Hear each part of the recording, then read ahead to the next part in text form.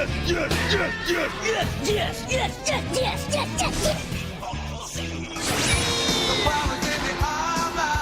incredible! It's not a cartoon, it's anime!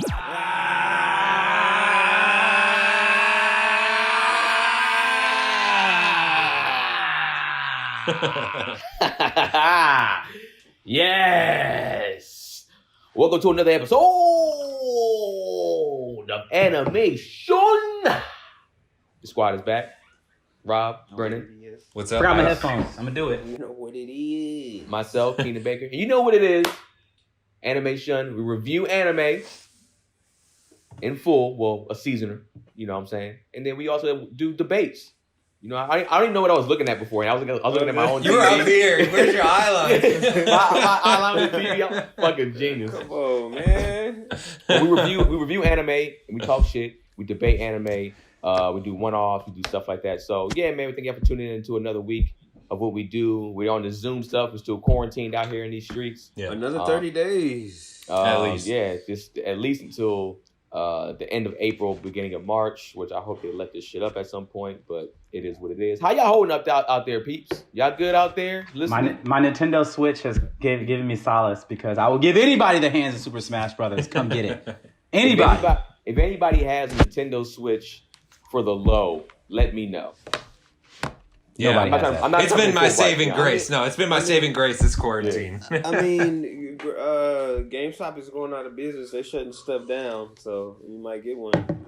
Oh shit, for real? Yeah. They closing like 300 stores, but they tried to say they were essential business. All right, bro, come on. I don't know about all that. Get that shit out of here. I mean, low key they are. They're giving video games people to keep their sanity, man. They said because we sell microphones. We're an essential, shut up. It's essential that people be able to give them their entire video game collection for $5. You know, exactly. Yo, That's an essential thing. they're the worst at buying sports games. They don't give a shit about your sports game. Man, it's all all Madden, your 2K. They don't give a shit. They give you $2 for the year before. I'm like, bitch, I spent $70 on this. Exactly. They give you for the year the next year. They're coming out. You're like, yo, I'm going to trade in the 2K 2021. And they're like, I don't give a fuck. Like, non-essential. Terrible. Let's get to it, y'all. What we doing today? We're talking about Iron-Blooded Orphans. We're doing episodes 11 through 15, y'all. We hope y'all been following us. Yep. Let us know in the comment section what y'all think of these episodes 11 through 15. And let's get it cracking, Rob. Yeah. Oh, Rob, real quick. What's up? I want to let everybody know. Oh, Jesus. This is the greatest fucking anime podcast in the entire world. I legitimately forgot that part. I wasn't even trying to brush past it. That's hilarious. I'm glad you got it in there. Brennan does not give a shit. Nope. I am playing my Switch. So this episode picks up right where the last one left off. Kind of a cliffhanger. Akihiro and the guy who Takaki, who he was out on patrol with, were attacked by some pirates after sharing some stories about their family. But exactly what they were talking about is about to come up real quick because as they're under attack, they think they're done for. They're outnumbered. There's like 3 mobile suits out there that are surrounding them. And right out of the most convenient of timing, Mikazuki comes out of hyperspace with the upgraded Gundam, basically ready to roll, and just starts dispatching these pirates just immediately. And beast mode, yep. Exactly. And as soon as he takes one out, we immediately meet some of these other pilots, and they're not they are pirates, sort of, kind of, but they're also children, just like a lot of the people in Tekkadan. All the soldiers in Tekkadan are children. Yeah. So it kind of made sense to me immediately, of course they would run into this in other places. That makes a lot of sense. And as they're fighting, Mikazuki's just like, yo, get your suit back to the ship. I'll cover you. Another larger suit that is a Gundam frame comes in with a giant Thor's hammer on the back of it and starts chasing after Akihiro. Too. Oh, he did. Yeah, loved it. And when I saw him, I was just like, that hammer ain't shit. I don't know why I had that thought. Hell nah. They gonna give him Thor's hammer and you gonna come in with the bullshit. Exactly. I've been marathoning the Marvel movies in this quarantine, so maybe I've just been attuned to that. But as soon as I saw a giant hammer, I'm like, this dude's gonna fuck people up. Like, this is gonna be a thing. I like his character design was pretty cool, like in the sense of like, you know, this that rockers 80s style is like he was weird as fuck. But like his tongue being split like kind of like a reptile a little bit. That shit was sick. Yeah, but they made him like that old school kind of 70s rocker style dude, or 70s, 80s style dude, whatever like that. Yeah, like some weird punk rocker, like meets the Joker kind of weird feel, you know? But this dude's a total asshole to those kids who are just like, yo, they just killed Pedro. And he's like, you fucking kids, like, get out there. Like, you know, get to work immediately. That dude's a terrible dude. Like, he progressively gets worse. Oh, he does. As these episodes go on. Yeah. I mean, but that's been the relationship, I think, with adults and kids in the show. It's just like adults are pieces of shit and kids are just lost because of how they were fucking raised. Yeah, definitely. And while Akihiro's under attack from this guy, he loses the mobile worker that Takaki's in, and one of the other kids like grabs onto it, and they're holding him as a hostage.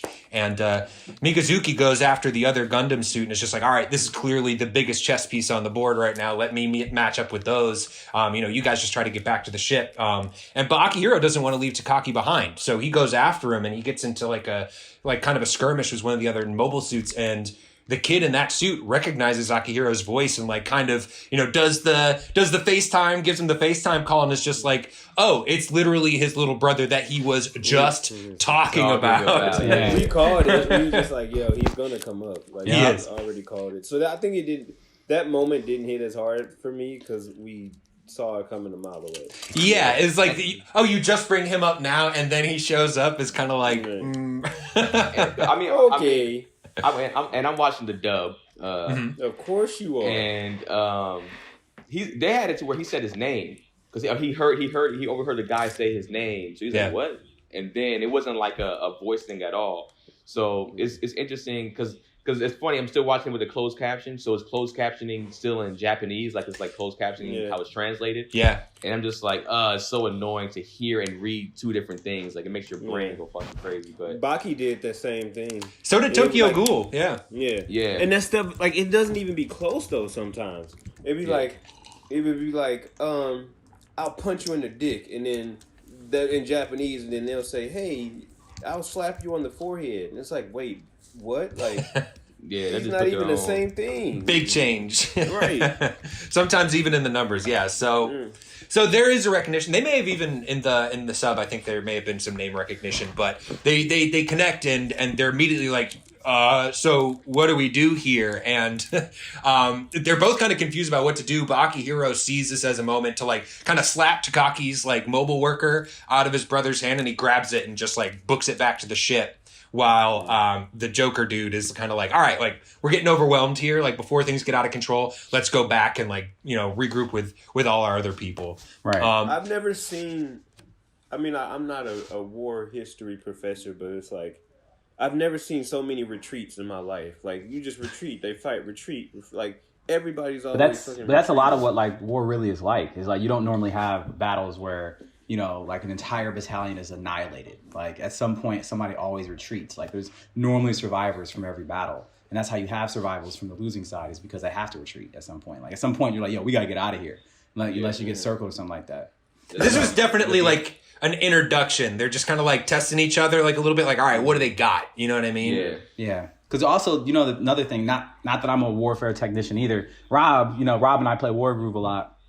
But you know, it's like, especially like when you're encountering a new enemy and you don't know who they are, like you don't want to like just go all the way across their lines and just find out they had 11 more mobile suits back there and you just get lit up. You know what I'm saying? Like you gotta be like I said, especially when you didn't like smart. They didn't plan on meeting up with these guys. Like they remember my man was out there on a scout and they were just like, oh, these people were apparently on a scout too, and they just started scrapping. So it's like neither one of the sides knows what the other side is bringing to it. So they were like, oh, minor clash. Gotta retreat. You know what I'm saying? Because you don't know enough on either side.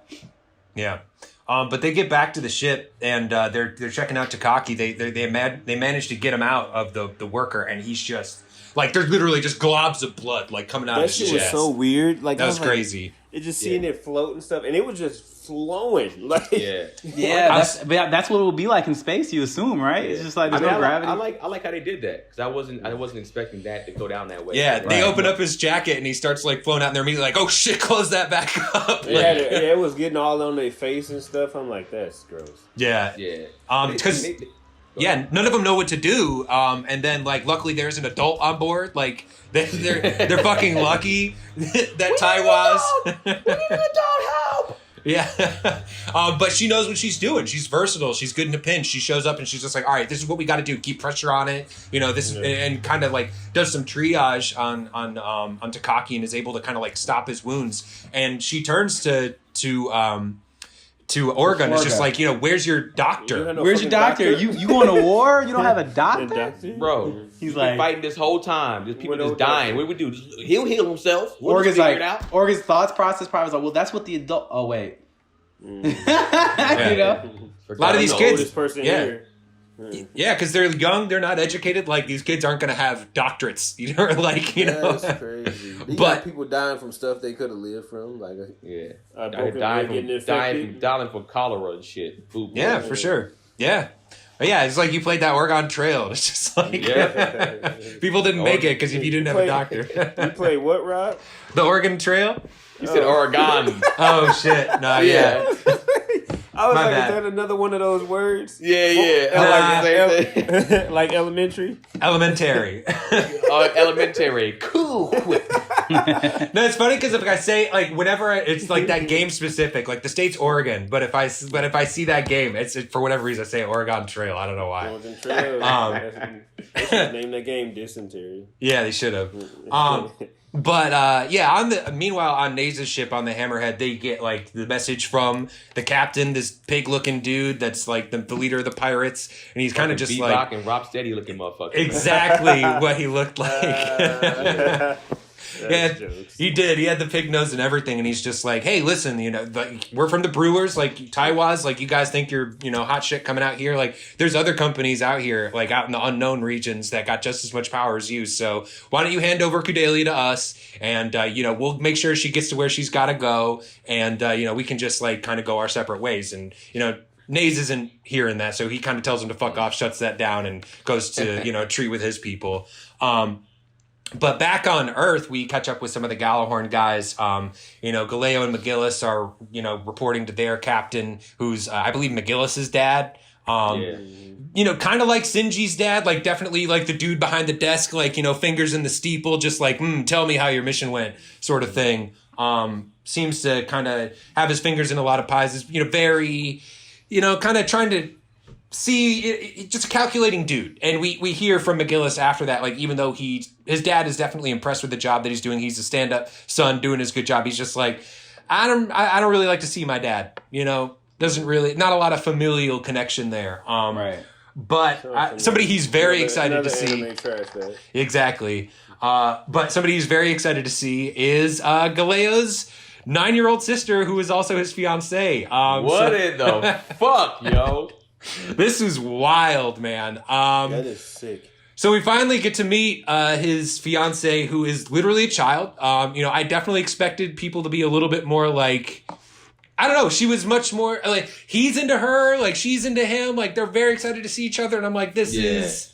I don't like this. She's like, I made some tea, so now I'm like a real woman. What the fuck are you talking about? Some tea? I don't know. I just feel like, my man, the best excuse that I really can give this man is because obviously it's unacceptable to even consider doing something like that. The only thing that I can really think of, which I think they mentioned in this episode, is that the real reason that this is happening is because they're joining the two families together. And my man's taking the L for his family, and he's just like, it's not her fault.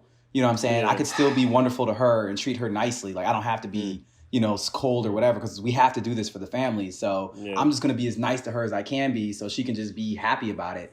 They ain't got no younger brother in there that they can like swing this with, or a cousin. Like, I mean, either way, somebody's getting married at 9, 10 years old. Like, it's horrible. Yeah, I'm just saying, like, I get all that, Brennan. He's still just a little, like, too nice. Yeah, you know he's not being nice. Like, he's just picking her up like, oh, yeah. Oh, your body's next to mine. Like, bro. I don't remember that quote, and I'm not here to defend him, but I'm just going to play devil's advocate. That's it. I hear what you're saying. All I'm saying is that is that if you were in a family and this was something you were forced to do, I'm not doing it. Stop right there. You're done. First and foremost. But the thing is, like, we got enough power. We got enough power. We don't need no. All I'm saying is, like, you don't know the pressures, man. You don't know the pressures of being part of a royal family and what that's like. That's like the entire the show of Game of Thrones. I know, but like even when spoilers ahead for people. You guys, I haven't watched the show, so these names don't mean anything to you. But like when Tyrion has to marry Sansa, even though she's like 16, he's still just like, yo, like we're not gonna sleep in the same bed. I get it. You got to do your thing. I got to do mine. None of us wants to be in this situation.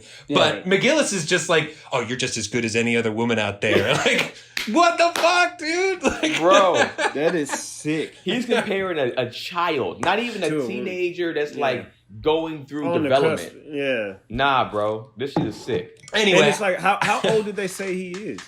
He's got to be in like his 20s, I would guess. Yeah, early 20s. And he's a handsome dude. He can pull. Oh, yeah. He's pulling all the women at the party. He is. Yeah. So like, she won't even be legal till he's in his 30s. That's this world, I guess. That's some who have. Listen, these are the villains. I don't think we're necessarily supposed to agree with what's going on here. These are clearly the antagonists of the show. So I'm cool with them, doing some I'm not cool with it, but you know what I mean. I'm not cool with it. You and Mr. Me Too over here, man. Hey, man, I said I'm not cool with it. I'm just saying, like, I understand that why these guys are being portrayed this way. I thought he was engaged. But anyway, so we meet that character, and what the other thing we learned there is that McGillis knows where Cordelia is. He has a rough idea. He kind of knows where Tekadon is going, and Galeo is just like, well, let's go out there and let's do something about it. And he's like, don't worry, these guys are out in like the far reaches of space. Our Hitler mustache dude knows some pirates. He's gonna basically use some pirates to kill some pirates, and then we're just keep our hands clean of this whole thing. Like, let's just let the rats kill the rats, or like let the rats flush the rats out of the sewer, or something like that. Which honestly, kind of smart. Don't get your hands dirty if you don't have to. But back on, with Tekadon and those guys, they're actually it's the Brewers that we see next. They're on their ship, and we see that these kids aren't necessarily willing participants in this whole thing. They're also human debris. Obviously, Akihiro's brother would have been considered part of that. These are kids that were sold into slavery. Yeah. So they're being treated like slave children that failed their mission, and they're being beaten and like slapped around, and it sucks. Like, fuck out of it. That's nice. He beats the shit out of that. He beat the shit. That hasn't came yet, but he slaps him for like basically letting go of the hostage they had, and it's just like next time it's like I'll kill all of you. Like, you're too buff for this, man. It's no good. He's too buff to like those kids have no retort, because it's like the funny thing is like I was thinking like, well, if you gave me a mobile suit as a kid and this dude slapped me around, I light him up. But it's like, but his mobile suit is so much bigger and stronger as well. Then they started talking about death and the afterlife. And aren't those two separate times?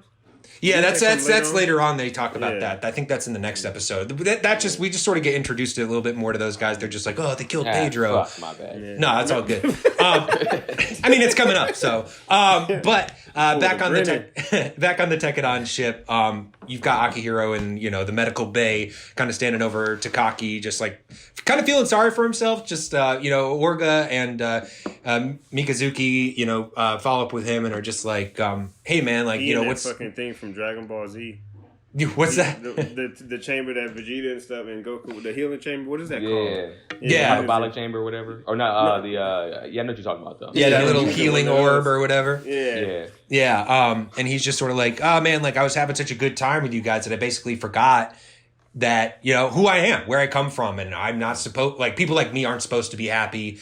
He explains to them the situation with his brother, kind of thinking like, oh man, like he's the enemy, like this is going to be terrible. And Orga and Mikazuki are just like, hey man, like we get it. It's not his circumstance, it's not his choice. Like, we want to bring in all people that are, suffering under this, that we want to, like, if he's your family, he's our family too. And maybe he's not doing this, because it's his choice. And, we want to bring him in. And while I think that's a very noble sort of attitude, it turns to be very naive. And there's a big celebration at the end where they're all just like, Takaki's waking up. They're all just like, yeah, man, we're going to be a big family. But, as they kind of go their separate ways, Orga and Naze kind of, saddle up on the side and are just like, so are we going to let this go or what? And both of them are just like, nah, we can't. Like, we got to make sure that if somebody messes with us, we got to let them know what we're capable of. He stepped on my shoes, fam. He stepped on my shoes. You don't step on my shoes. That's real. You don't get a chance to be a hoe out here. You can't be a hoe out in these space streets. Nah, you know he stepped on my shoes and didn't apologize, and then looked at me and called me a bitch. People don't forget. Yeah. People So they got to catch his fade. Yeah. And so they start that off in the next episode. They're, figuring out what their plan of attack is. They know that they're probably out there waiting for them. They must have help of somebody because they knew that Tekadon had Kudelia. So they're like, all right, Gallahorn must have their back in this some way or somehow, whether they're funding them, giving them weapons, whatever. Like, they have inside information on us that nobody should have. So that's pretty weird. They say they think it might be a mole. They didn't say mole, but it could be somebody inside their camp that could be giving them information. Absolutely. They think maybe there is somebody that might have leaked some information. I already got my suspicions on who the fuck it is. We got our eye on somebody.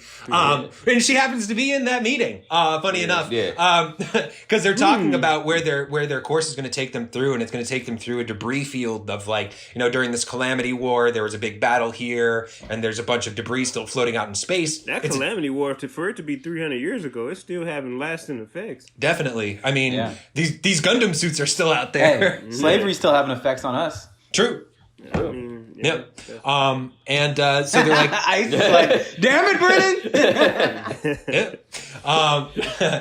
But they're like, well, this is the course we're going to take because it's a dangerous area. Not a lot of people can fly through it because the gravitational fields are super weird. And we learn a little bit more about the Ahab reactors here. That the fact that they're so powerful is because they basically create their own gravitational field. It's what keeps them down on the ship. And Kudelia looks dumb as fuck during that meeting because she's just like, well, why would they have a gravitational field? And Biscuit looks over to her and is like, the reason we have gravity on the ship is because of our Ahab reactor. And she looks dumb as hell, but like it's good because it allows us to get that information. So now we know why they're able to have like gravity out in space, even though it's a little touch and go. Everybody will be walking around on the ground, but blood will be floating anywhere. Don't know how they have selective gravity. Floating. But It feels like they always have gravity in the bridge, but they don't have gravity in the workspaces. But I feel like that's on purpose, though. Like, if I was to design a ship in the workspace where all the machines are moving and stuff like that, why would you want gravity? Like, we got to move all these parts for these mobile suits around. Oh, for sure. So I would assume, if I had to guess, and I'm obviously extrapolating far on this, but is that the Ahab reactor is closer to the living quarters, where they place it in the ship, so it creates a gravitational pull for the living quarters in the bridge, and then you have the other side of the ship is where you work on all the stuff, and that's where the gravitational pull isn't as strong or doesn't exist. If I had to guess. Jesus just guessing. Christ, Brennan. You are in your bag today. But so they think this area, even though it's a super dangerous place to fly through, that's where they expect the ambush to happen. So their plan is to send Mikazuki out with, a guide ship and one of the other turbines as scouts to make the enemy think that the main ships are going to be right behind them. However, their plan is to come through another area in the field, through the field of debris, and basically flank the enemy. So that's their whole plan. So while they're getting ready for that, everybody's making their preparations. Atra and Kudelia meet up with Mikazuki, give him some lunch. They're just like, "Oh, we made this meal for you. Take it with you, so you're not hungry out there." Sister wives. Ever since she had that idea that we can all do this together, she ain't been tripping at all no more. She ain't been jealous no more. We good. Nothing. I think she's still going to be disappointed. I think she's still going to be disappointed after all because, well, we'll get there. But meanwhile, Mikazuki, he gets the lunch, but Akihiro also meets up with him and is kind of just like, hey, listen, like, I know you got to do what you got to do, but if you can, like, maybe take it easy. And Mikazuki's like, listen, I get it. I'll take it easy on your brother as long as I can, but if it gets into a situation where my back's up against the wall. Hits the fan, your brother's dead. Yeah. He said, hey, if I He's get outnumbered, fucking dead. Yeah, and Akihiro's just like, I get it. Yeah. Yeah, it's like if he gives me problems, then I'm giving him the problem. And Yeah, then it's over. Like, it's Yeah. over. You're dead. But next we see his brother, and this is the scene that you were alluding to earlier, Keenan, where they're kind of talking about, they're like, oh, we got to avenge Pedro. We got to kill these guys out there. And talking even about like, what comes for them next when they die, what happened to Pedro? Like maybe he's reborn, that's what some people say, that, you're reborn and maybe that's an end to our suffering. And, Akihiro's brother is like, oh, sorry, go ahead. What were you gonna? What do y'all think? Y'all think there's an afterlife? You think there's, being reborn into something else, or like people coming back as dogs, birds, anything like that? Do you believe in it? Do you believe in that reincarnation? I'm not getting into that conversation on an anime podcast. Okay. You're like, hey, let's talk about religion, guys. Like, nah. No, not necessarily about. Not necessarily. That is 100% religion. Like that is what you just believe happens when you die, which is the baseline of most religion. Is it not? All you got to do is say yes or no if you believe in it. Shit. You can talk about what you want to talk about. I'm talking about the show. I possibly believe in it. Brennan doesn't want to piss off any of our Buddhist listeners. You said not that I'm scared. I just know where these conversations go, and I'm like, there's no reason for us to go in that direction. That's all. Well, I'll say no. I don't. I don't believe in reincarnation personally, but clearly neither does Akihiro's brother. He's like, not only, or at least not for him and his and the rest of the human debris. It's like maybe that happens to humans, but we're not humans. Like we don't get that privilege. We're less than. We're less than, and everybody's just like, well, damn, like. You're a human, bro. Like, chill out.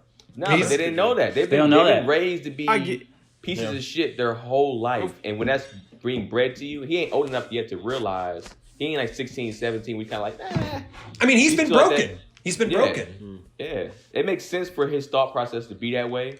It's trash, but damn, it is what it is. It's sad, but because, he sees himself as less than. It's sad that it's been beaten into him, and the person that's been doing that to him shows up, and it's their leader, and he's just like, hey, man, like, we're about to roll out on this attack. Like, get ready. If you guys fail again, I'm basically wiping the slate clean and starting over again. Slapped the shit out of him. Because they was talking about being reborn. He was like, who's talking about being reborn? Your ass. Get your motherfucking ass. Get your ass up. You can find out what happens after you die in like a second. You guys don't quit talking, basically. Like, this goddamn ship and start moving, man. Let's go. He slapped the dog shit out of him. Yeah. Fire out his ass. Yeah, dude's a piece of shit. But Mikazuki is out there with her name is Laughter. So this is the first time I've seen like one of their names like totally on their own. Any of the Turbine ladies. So Laughter, the girl with like the the pigtails and the crop top or whatever. Or the belly shirt. She's they're out there doing the scouting mission. And sure enough, they run into the pirates soon enough and start the attack. But the Brewers quickly realize that the ships that they thought would be behind him are not behind him. This is like Orga's plan is going exactly how it needed to go. And Orga, meanwhile, with the Hammerhead, they're seeing the attack and going on, and they're charging in, and Bebop or Rocksteady or whoever is just like, oh shit, like they're coming out of the field, like what the hell, like going on? Oink, oink, oink, oink, oink, oink. But they literally like ran their ships right into his and like latch on and start sending like people over. Orga does this smart thing where he's just kind of like, all right, Eugene, like my main detractor, you're the guy that needs to pilot this ship in our times of need. Again? Yeah. Yes. He knows exactly how to play that dude. Oh, man. He gotta catch on at some point. Like, maybe. All right. I feel like before the season's up, he's gonna be like, "Hey man, you've been using me, huh? You've been using me this whole time. God damn it! You don't read a book." But the battle in earnest starts off with the rest of the turbines and Akihiro like getting out on the field, and they have Akihiro basically trying to find his brother, and they've got two of the turbines like kind of running interference, keeping the battle away from them so they can, have their moment to talk. And meanwhile, Mikazuki's meeting up with the Joker dude and his big Gundam frame. Prior to this, we had the Turbines had done some research and like on some of the suits that they had seen and found out like they're super armored, but the one punk rock dude, like his is a Gundam underneath, just especially thick armor. So he's definitely got the best suit out there. So Mikazuki is out there, but he doesn't have that same system that the kids have. So he's definitely not as good as a pilot. So Mikazuki and that dude are fighting, and while Akihiro and his brother are talking, and I don't know which one we want to cover first. I guess we can talk about Akihiro and his brother. He's kind of just trying to level with him, just like, listen, like I know you've had this life of hardship. Like I've been looking for you this whole time. I never gave up on you. I understand if you gave up on me. There were times I didn't feel good, but I found these people that like see me as family now, that see me as human, and I want you to join that. Family? What is You've been out here enjoying your life with a family? He flips out. Yo, I think flips. he definitely overdid this shit, and I was just like, "What are you doing?"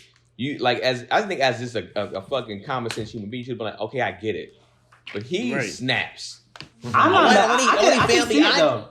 I can see that though. You've literally been tortured every single day since I've left you, and you over here just chilling with your family, like just hanging out, not even looking for me. It wasn't that up until very late. But he didn't know that. He didn't explain that. He all he said is I got a family. He didn't say how long he's had it. But he said that like, oh, I've been going through it for a while, but recently, like, hey fam, like I got people when I come home. Yeah, they actually want to see people that love you, and I can bring you into that. Instead of just being like, oh, I can be loved one day too. Nah, man, only family I got. It sounded like that, like the typical, like I hate my mom and my dad bullshit. I was just like, man, get the fuck out of here, bro. Y'all have no empathy for a person who's been treated like human debris their entire life. No, I mean I get it. Obviously, we do. I thought he was going to say something else and he sort of does allude to this of just like, all right, you found your family. Like, well, I found mine and your family is literally killing my family. Like as we are having this conversation, like, because as they're talking, like one of the other dudes that was just like, yo, we got to get revenge for Pedro. Like Mikazuki puts a fucking spear through that dude's face. Like legitimately, that dude with like a little red highlight gets like turned into like paste. Like that dude, he gets dealt with. And so, this bloodshed is going on like around him. So, I mean, I get why he's just like a little bit mad. More than a little bit. I get why he's mad. But he still. I feel like that was like Bakugo. Like, he reminded me in that moment of Bakugo. I could see that. Like that was a Bakugo moment for sure. Yeah. I mean, the kid's got a lot of rage. I get why. It makes sense. It's more plausible than Bakugo's rage, for sure. For sure. But while they're having that conversation, Mikazuki is out there killing all his friends. But also his shitty boss. He's in that fight with the shitty boss, and the boss is like, all right, I cannot go toe-to-toe with this kid. No, so, he's running the whole fight. He's just like, okay, I need backup. And he looks over and dudes are all dead. All right, y'all useless. All right, well, fuck.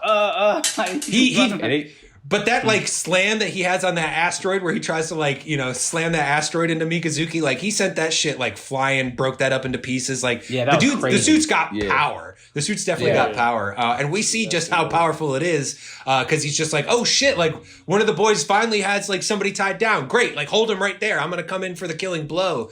Akihiro's brother like sees this coming in and just throws Akihiro off right at the last second, and he just gets absolutely flattened. He got smoked at the end of the episode. Brendan and I were talking about this before we started up. I was so fucking pissed. All of this could have been avoided. Yeah. This whole time he's like, bro, let me just take you back to the fan. And then he sees us coming, instead of being like, all right, let's get the fuck out of here. He goes, nah, man, you just get out of here. Yeah. I'm gonna sacrifice myself.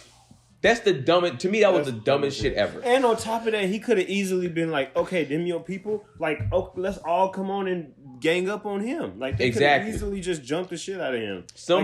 Get your boys. I get my boys, and we can jump them." Come on, man. I feel like it's nobody out together before. I feel like y'all are giving a lot of like Monday morning quarterback thoughts to somebody who was a human debris until that moment, as he reunited with his brother and immediately had to make a decision, a life or death decision in that exact moment. I feel what you're saying. He had time beforehand. It wasn't immediate, bro. No, but I'm saying though, it's like as he was coming towards him, he had like a few seconds. He's like, "Hey, hold him there." It's just like, No, I'm saying before that, when they had that whole dialogue. No, that's what I'm saying. But that dialogue is like, all right, well, that whole dialogue was what, a minute?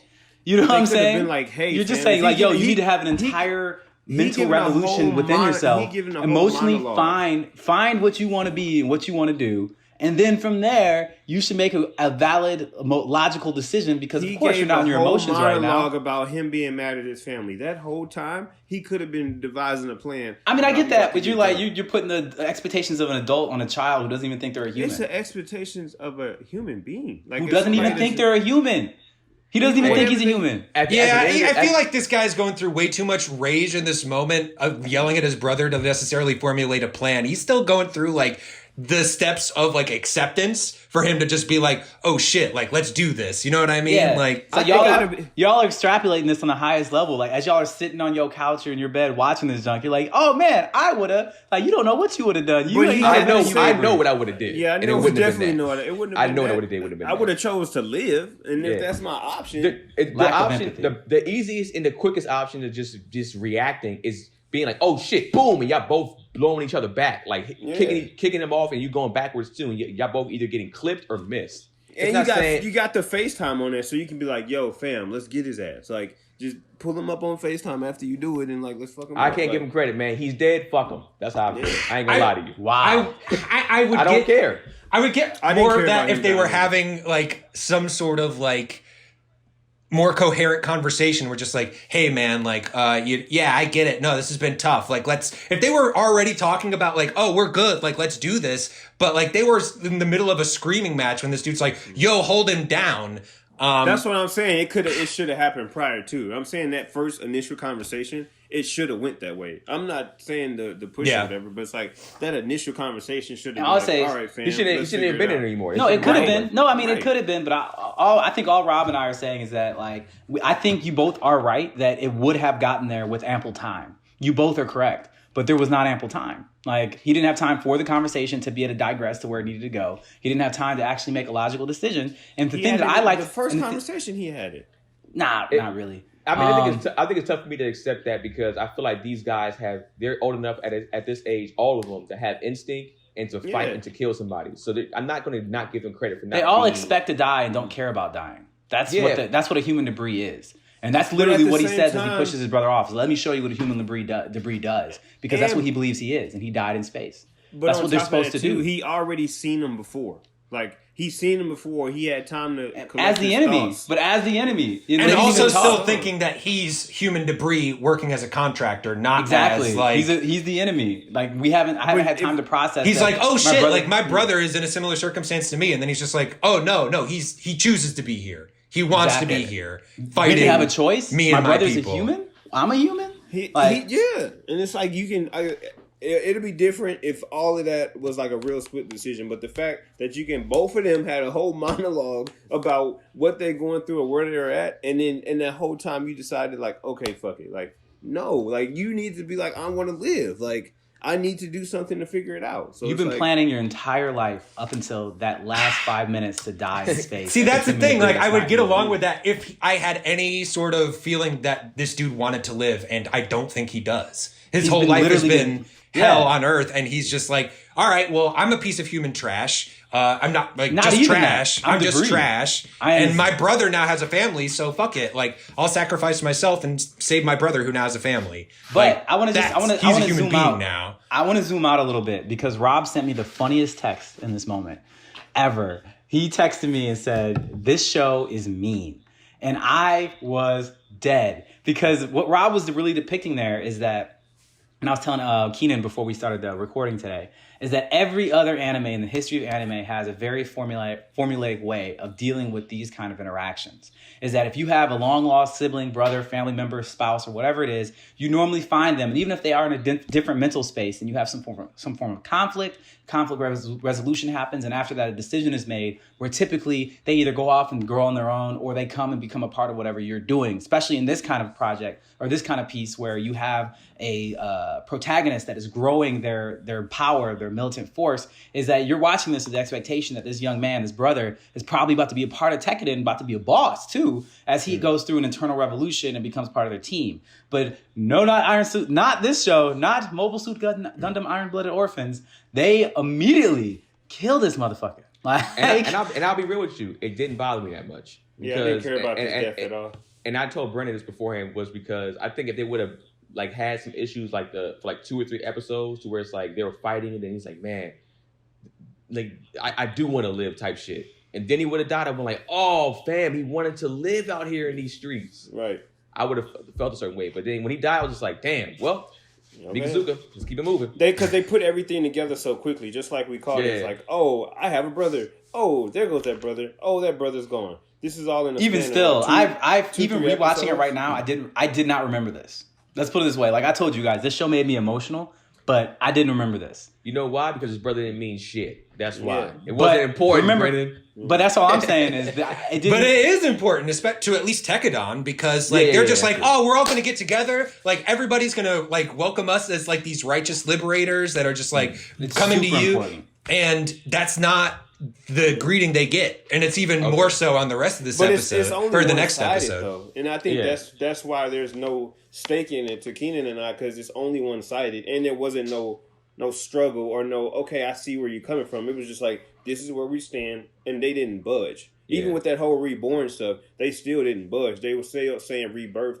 from a place of death. They wasn't saying we can live a new life. I do got to say this: we don't got much time. We gotta speed through because we gotta give our opinion on these 5. So I guess we'll probably let Rob speed through, get it out, and then let's give our opinion. But this, so that was the end of that episode. The next one starts off, like, immediate pickup. The fight's still going on, and Akihiro goes, gets out of his ship and goes to talk with his brother, who, his whole shit is crushed, but he's still barely alive. And they do have a final conversation where he's just like, this is it.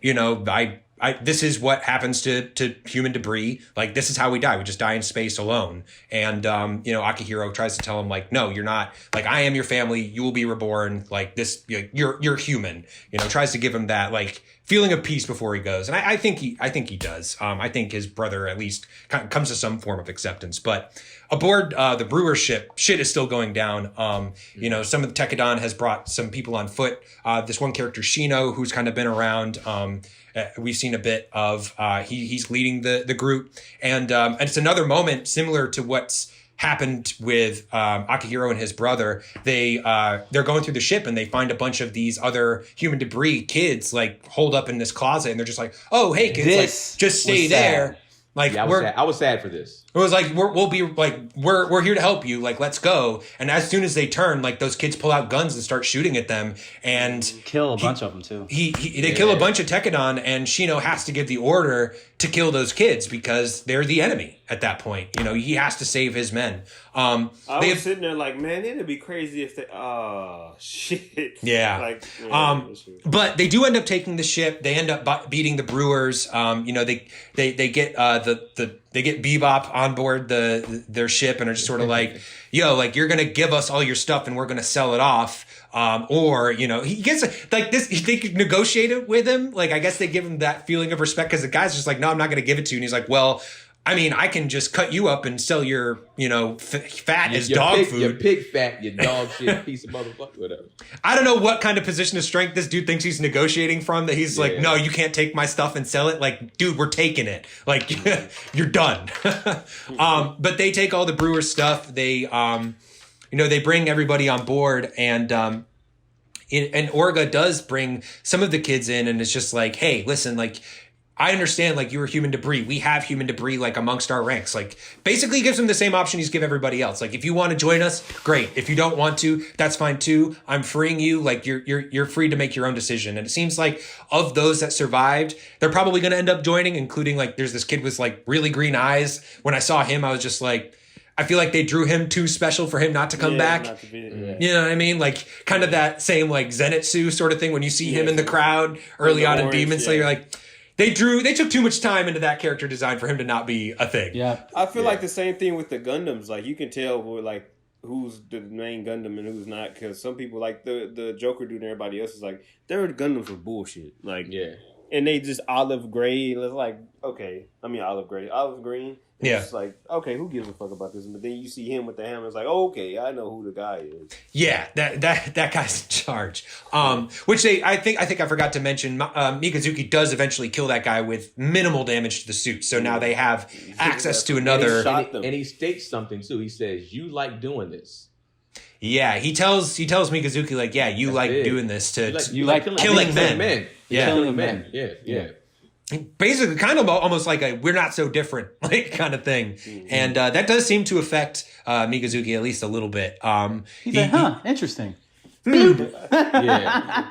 Yeah, I do like killing motherfuckers. interesting. But they're having a meeting with the guys over at with the turbines, and they're kind of just like, all right, like we probably should sell all this stuff. Like we could keep the suits, but that might be disrespectful to Akihiro. One of these suits did kill his brother. Should have kept them, man. Which we'll get to that. But everybody's kind of like, yeah, I get that. That makes sense. But we'll sell off the rest of it. And then after that, like Nate starts like making out with some of his like ladies right in front of him, and they're just like, damn, man. like right here, right now, like in front of all of us. They hit us with the whole, when there's a lot of death, there's also a high birth rate. So, Damn. Hey, real talk, I feel him. I'm just like, at least wait for the kids to leave. Damn. Like, Y'all need to learn how this goes down. Y'all need to learn how y'all got here. you know your way off the ship. Y'all ain't seen this yet, so we're going to show you how to do this.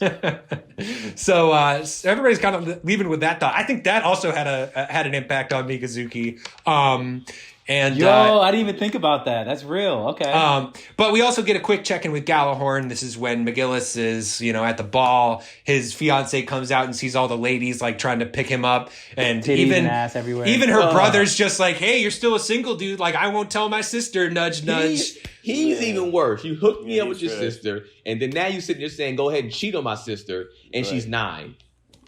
Fucking wild, dude. I mean, if that's the case, if I'm really waiting, I'm gonna be out here, bro. I'm gonna be out here with of age women until I'm 32 or whenever the time comes. I mean, I can't necessarily knock you for that. Yeah, I mean, it would be, yeah. I mean, yeah. I'm out here. I feel like if you're going to do that, though, you're not going to tell the little 9-year-old that. You're just going to be like, no. I got to go have my adult time. We're not going to sleep in the same room. Shit, or we anything won't like even that, be on the same planet. But I mean, for his and here's the thing, even within this own universe, this is clearly weird because as she's seeing this happen and is feeling bad about herself already, just like, oh, these ladies have like boobs and ass or whatever that I don't have yet. Some dude is walking up behind her like, oh my God, she's like barely out of diapers. Like, this is fucking weird. So clearly even within this world, this is like somebody knows that it's not right. This is a big age gap, even for this. But it is definitely like a familial, like they're trying to do like the royal family joining thing. But let's all note that this is weird for everybody involved. Yeah. I think that was like the writer saying, hey guys, like, I get it.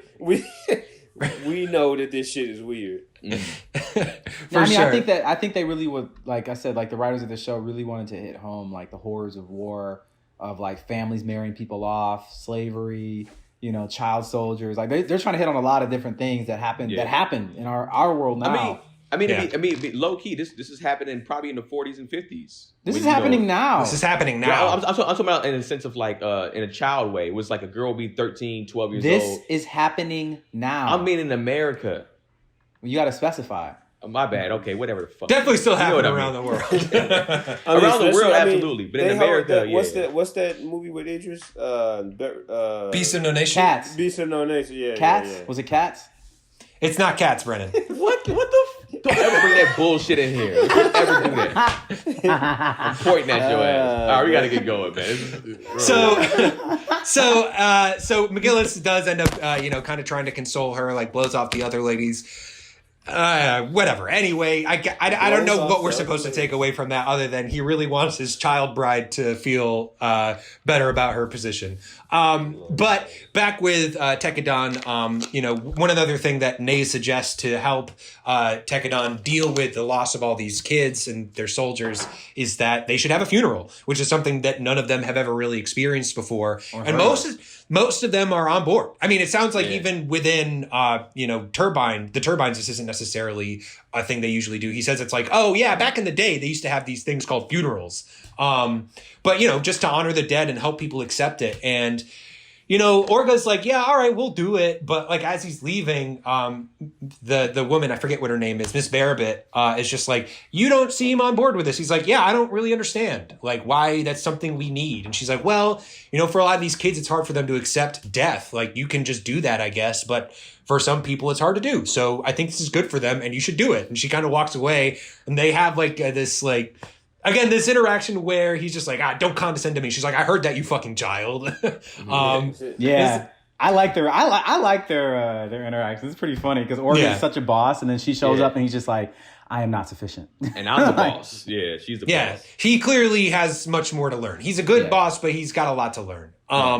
But they do end up having the funeral. One of the other kids that we've seen a few times has a suggestion of how they can rig up some explosives to burst into fireworks. They have a nice little ceremony, let people go, float off into space. And even Mikazuki is just sort of like, I don't really get what this is all about. He too is sort of just like, he withholds his emotions. He doesn't really connect with it because that's the way they've learned to survive in this world. There's a really sad part of this episode where the guy who boarded the other ship and had that gave the order to keep moving and his comrades die. Yeah.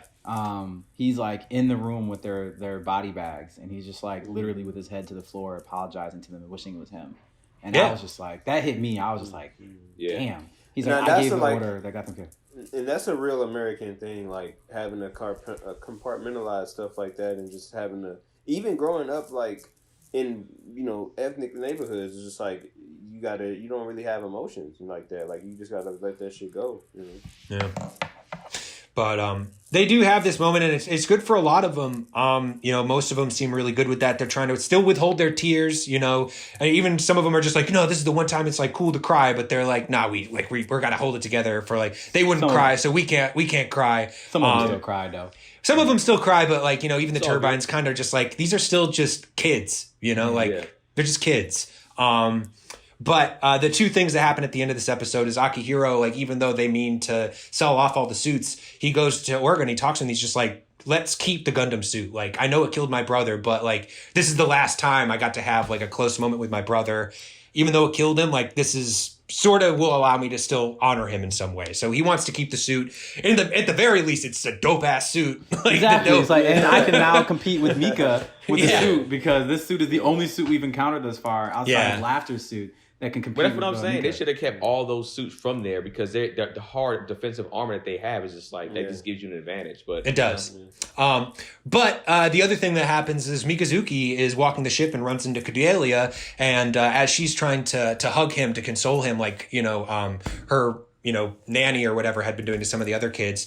It starts off as a hug, but Mikazuki turns it into a kiss, and she's just like, "Yo, what the fuck is this?" He's like, "Well, I thought you looked cute. I'm out of here," and just like kind of leaves her with that. And she's like, "What the?" Tell me he's not the coldest piece of person ever. Like he just kisses her, and she's like, "Oh," all in her feelings. She's like, "What? You ain't like it? All right then." And he's just staring off, like, "I ain't worried about you," and keeps it moving. Went back to eating his raisins. What's messing about all this stuff too? About even like back to like just real quick to the girls. It's funny that it's just like at the end of the day, she said the whole hug thing, but earlier the other girl sees that. He's like, "Hey, I'll give you a hug." We're trying to console the kid. She's like, "You ain't got no titties, but she does. Give me them titties," and she just puts his face in them, starts hugging her. And it's just like it's a sad thing to see that how they kind of like dog like young women on here, but. They do. Yeah.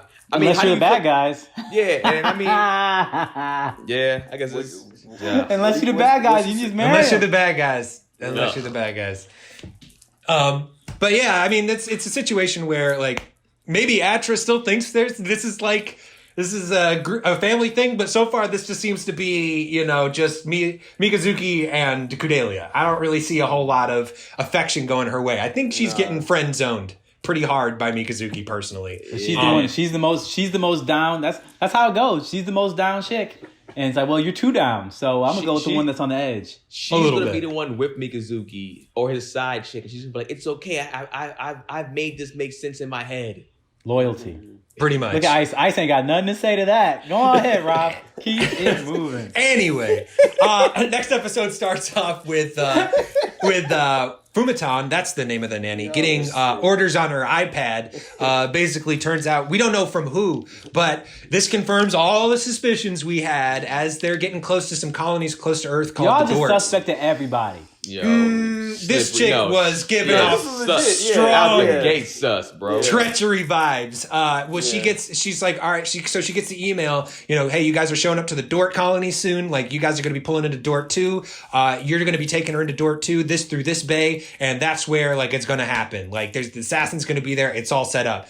You're good to go. And she's like, all right, cool, got it. And then immediately she gets a ring on the doorbell. Kudelia comes in asking for help about boys. And she like immediately feels like a piece of shit. She's just like, I am working on the assassination of a child. And she really should feel like shit. Yes. Little bitch. But they show up so Tekadon shows up to the Dorts, and Atra shows up soon after that and brings her to the bridge, and we find out a little bit more about the Dorts. They're these colonies off in close to Earth, very similar to Mars in that like a lot of poor people live there, but in Dort 3 it's a little bit more affluent. There's a lot of shops. It's where a lot of rich people live. And Kudelia is just like, all right, girls, let's go shopping. One thing that stuck out to me in this is Biscuit was like, fam, I'm from here. He's like, I one day dreamed of being here. Like, that's like somebody coming to you and saying, hey, I dream to be at a Costco. You like a Costco? Like, people dream to go out of the country. You dreaming to be at a Costco, bro? Hey, like, man, Costco's pretty amazing, bro. So that's crazy. Costco is literally the first thing I thought of when I saw Dort 3 shopping. I saw a lot of free samples in that bitch. I was like, whoa, man, I want to go to Costco now. We trapped in this. We trapped in a fucking house. Yeah, but you're not saying you don't dream of that as a kid, though. I mean, he could. He grew up in the slums, man. Like he didn't have anything. Like the greatest thing ever. No, I'm saying I'm saying Keenan's not dreaming of Costco. I'm just saying it's crazy. Right now I am. I'm actually in Costco right now. Sam's Club, Costco, one of them. So they basically end up deciding that they're going to send a lot of the military personnel to go to Dort 2, unload all the stuff that they've been bringing to the people at Dort 2 from Taiwaz. They've got a drop off to make, and then the girls are going to go with Biscuit and Mikazuki over to Dort 3 to do some shopping, both personal and also for the army themselves. As they're on their way out, Orga basically takes Naze takes Orga aside and is just like, hey, no, don't make any trouble while we're down there. Like, we're too close to Earth at this point. This isn't the Wild West out here on Mars like it was. Like, you got to answer to shit here. Like, you cannot just be going off the handle. And he's like, all right, cool, got it. So immediately we know that some bad shit's going to go down. On Dort 3, you've got the girls are out there shopping at Costco, basically looking for, washing supplies like soap, detergent, because like, they made some good stink. points. They're like, y'all motherfuckers stink. Y'all nose blind. Yes. Yeah. But like a bunch of 10 to 15-year-old, 17-year-old boys, they're probably going to be like that. You know what I mean? And we, as boys, we don't really care. Like, it's like, not that we don't really care, but you don't. Like, you're not. Yeah, your grooming hygiene. is not there when you're a kid. Like, I just bought my son deodorant. He was like, deodorant? I'm like, yes, you need deodorant. You need to wash your ass, and you can't be musty out here and shit. I'm like, bro, you got to get some deodorant, bro. Yeah. So it's stuff that, clearly they're thinking of this. The boys aren't thinking of it. It's good that they're around to help them out. And while they're in the checkout, that's when we hear that Biscuit is from here, has always dreamed of going to Dort 3 to check out Costco. And he's like, my brother actually lives here. He's the older brother. He was the star of the family. He was going to school and all that. He was smart. When my parents died in an accident, me and my two sisters got shipped off to stay with our grandmother on Mars to work on the farm. My brother got taken in by a rich dude and has continued to work here. And he's about to die. And they're just like, oh, well, you got to reach out to your brother. And he's a little, reluctant to do that at first, but he does. And his brother at first seems to be like, oh yeah, shit, like let's meet up. But we see him checking out on his phone. Oh, you're working with Tekadon? Like, clearly he's got some ulterior motives already. But Tekadon is unloading all their cargo, with the people on Dort 2, and they're overly thankful to them, just like, oh, we're so happy we get to meet Tekadon, and is Kudelia here? Like, right. We've heard so much about her, and they're like, how do you even know about us? And they're like, well, right. we heard about you from Kudelia's benefactor who told you to bring us all this stuff. And we hear about you guys, the young knights, protecting the princess that's leading the revolution or whatever. And they're like, oh, cool. Like, I guess that's cool that people know us. And like, and you're helping us, start this revolution right here. And they start opening up boxes and they're like, oh shit, we just brought them like tanks, guns, like all these weapons. And, Orga and the rest of the Tekadon guys are like, oh shit, like, did we just basically start a terrorist insurrection? Yes, you did. And the answer is yes. To which I said, like, they're really shocked about that. I kind of didn't get that. I'm like, well, what did you think you were going to be doing? Like, getting involved with literally a gang, Taiwas. Like, that's the sort of shit you're, like, what'd you think you were dropping off? Like, stuffed animals? Like, they're going to be dealing in some black market bullshit. But they're just like, oh, wait, like, who is all this coming from? They're like, oh, it's from Kudelia's benefactor. It's NG Incorporated or something like that. And as they're unloading this stuff, of course, Galahorn shows up immediately and is just like, hey, like, we got some insider information that this shit would be here. You guys are all under arrest. Like, everybody get down on their knees. And just as they're packing shit up, some of the workers grab the guns and start shooting. And they start... They start fighting immediately. What cracked me up is like none of those people that were shooting looked equipped to shoot a gun. No, they weren't. Was like, no, were just like some like random a bunch of dude. nerds, but they was capping. They was Well, the funniest part though is like, if in. you don't know how to use a gun, you've never been trained to, there's a good chance you won't even be able to fire a bullet. Yeah. You know what I'm saying? Like, they were having no trouble shooting them. Recoil and all of that. They had automatics. Like, the recoil on that would have fucked them up. I'm just talking about, like, how do you pull off the safety? How do you load something into the chamber? Like, they don't know how to do that. Yeah. And I think Orga knows well enough that they're probably fucked long term, because as soon as this stuff starts going off, he radios the ship and is like, we got to get out of here. We can't be seen here. Like, Tekadon can't be associated with this. Like, these guys are going to get wiped out by Galahorn. Like, we've been training in the military our whole lives and we're hanging on. Like, these dudes have never picked up a gun in their life. They're about to get fucking smoked. Because they're, like, celebrating, like, oh, we drove them off. He's like, they're coming back with way more, and you guys are in trouble. You don't even know what the fuck you just got yourself into. But hey, it's on you. Whatever.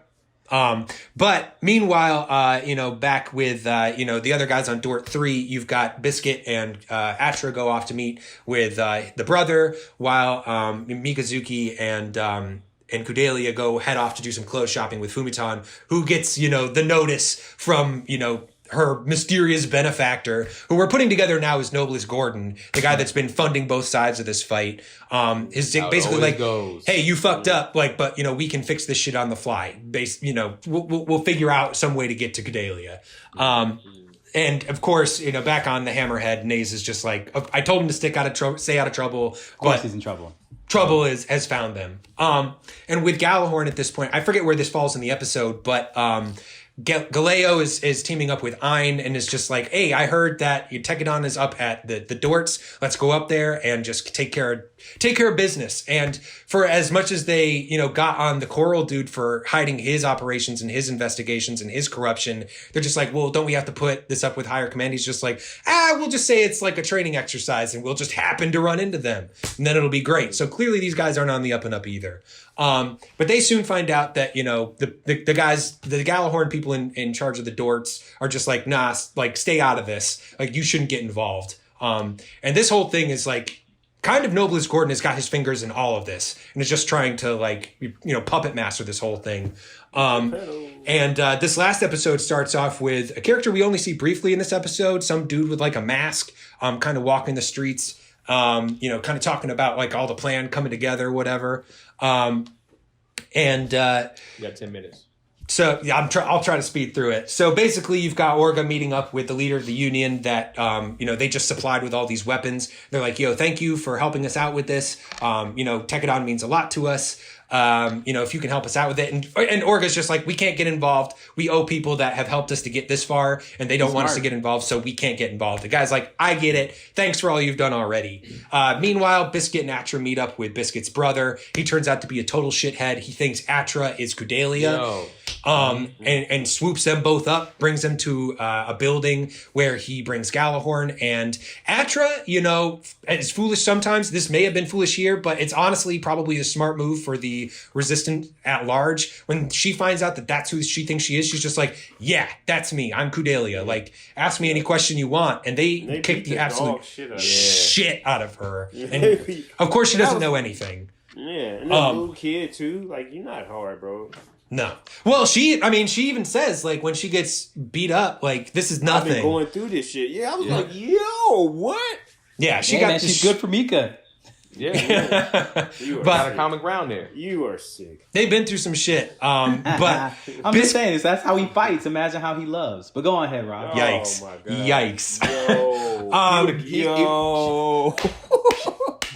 There's depth involved if that's the case. He's a killer. Clearly. He is. He's gonna kill the cat. Go ahead, Rob. Oh my God. Log off. So, Yeah, Biscuit. You're done. These are children, Brennan. Biscuit, meanwhile, is trying to reason with his brother. And his brother's just like, you know, like, Biscuit, like, I don't know who you got yourself involved with, but Tekadon is going to start a revolution that's going to get all the people in our old neighborhood fucking killed, dude. Like, I can't let this go on. Like, whether this is Kudelia or not, like, I got to make him think it is, because that can stop everybody we know from getting wiped off the map by Galahorn. So he's trying to, like, I guess, save his people from the inside, but the dude definitely sold his soul to Galahorn on this. And Mikazuki, during the regular check-in, finds out from Orga that, you know, everything that's happened, you know, this is what's going on. None the wiser that what's-her-face with Kudelia is the mole on the inside. He's just like, all right, I got to go help out Atra and Biscuit. You two go into hiding. She's like, cool. We're going to go to this hotel. This is where you can find us. They take off. So Orga and his people get into a transport and try to make their way down to where, you know, they're all trying to converge to rescue Atra and Biscuit. And Mikazuki gets there and, like, starts murdering everybody on the premises. Gets up to the room and sees that she's been hurt and immediately gets that killer instinct in his eye. And she's just like, yo, we got to get out of here. We don't have time for this. They managed to get out just in time as, you know, Orga and the rest of the Tekadon guys pull up in the van. They're, get in the van! And they jump in and, you know, Biscuit's brother's just like, you know, don't run. We have to, this is our only way to save everybody in our neighborhood. And, fuck all that. yeah, and Biscuit's just like, fuck it, thug life, gets in the van and takes off. He's just like, I'm out of here. Like, I'm not, I can't, like, this is where I'm at right now. Like, this is my family now. From the window. Yeah. Tupac, yeah. Fuck the police. And the pretty much. But back in the hotel, Kudelia is just like, hey, I can't stay here, you know, while everybody's out there, like, in danger. I got to go out there.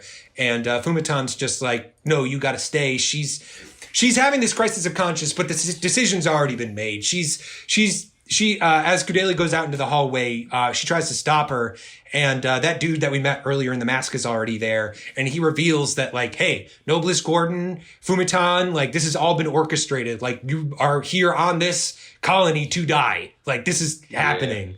And Fumitan sold you out, and she doesn't want to believe it at first until she hears it from Fumitan's mouth. And it's true. Fumitan walks away, and Kudelia chases after her. I don't know why he lets her go at this point, but he does. I don't know why he doesn't just kill her if that's what he's there to do. Maybe he likes the thrill of the hunt. I'm not sure. No, remember he said, I think at least in the dub version, he says this is too nice of a place for you to die in or something like that. Yeah, he says. Oh yeah, but that's the plan. So I don't know how that works. Yeah. But maybe she needs to be out in public when it happens to sell the story that they've cooked up.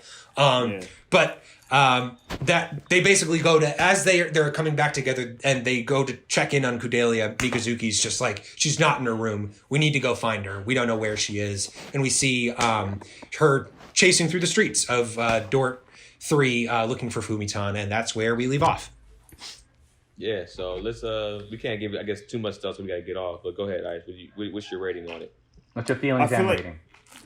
You said what? Feelings rating. Yeah, quick feelings and rating.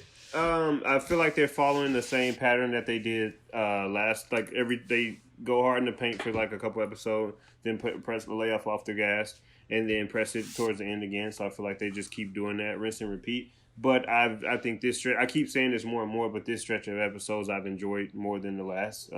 So for me, I'm at a 6,100. Okay, I go. I give it. I just get out the gate. I just give it a 6,800. I enjoyed these. These definitely the best 5 that we watched, and I felt like it's giving me a really good enough story. I like the characters, and it's not as much action as I would want, but it's giving me enough action to where I've been satisfied. So That's real. It's a pretty deep anime, man. Child soldiers and shit. This is pretty crazy. It's growing on me for sure. Yeah, go ahead, Rob.